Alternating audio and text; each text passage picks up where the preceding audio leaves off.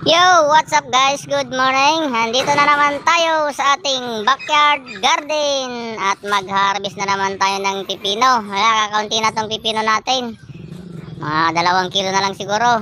At mag-harvest na rin tayo ngayon ng sitaw. Ayan, marami ng ma-harvest na sitaw ngayon. Yan. Agdeng-deng tayo mo ti sitaw tata. Sulaan tayo ato yung walang otong. Pero sakbay nag-service tayo totong at pipino pa guys, yan.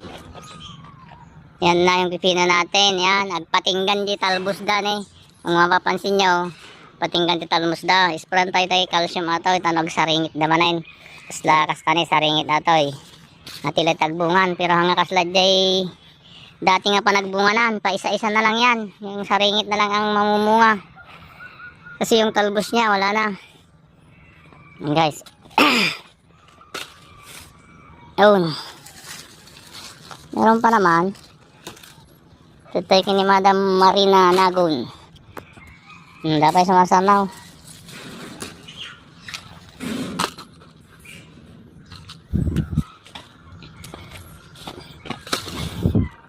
Sitain. Oh.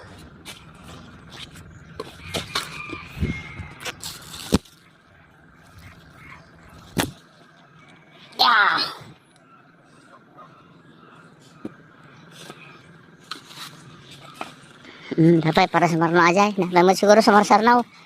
Pang-8 harvest na natin to guys. Pang-8. Ay, dapat mo siguro 3 kilo. Ay, dapat sa marsarnaw.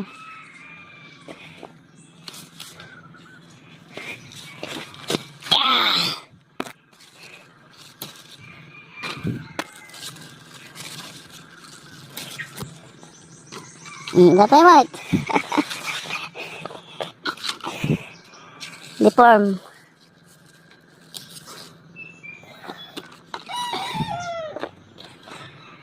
Ikot-ikot mo na yun.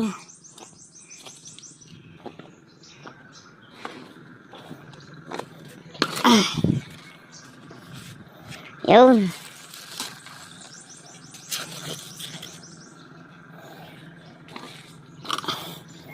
Ay, dapat sumasar na.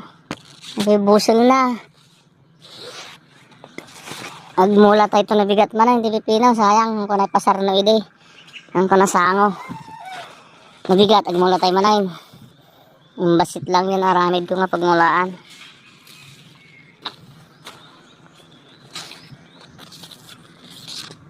Ay, busol na.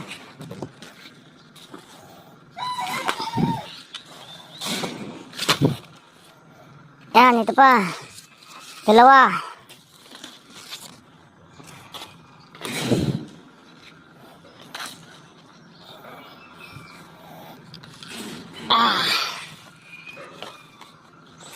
Ando pa Dapat upang kilo siguro ito.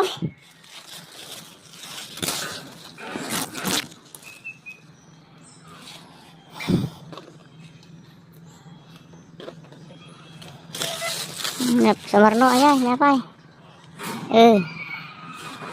Abijay. Napay sa marsarnaw. Ya.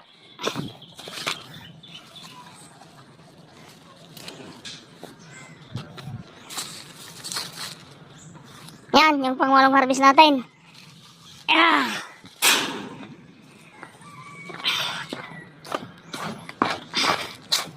Kilo tayo. Kilo at kalahati guys. Yan.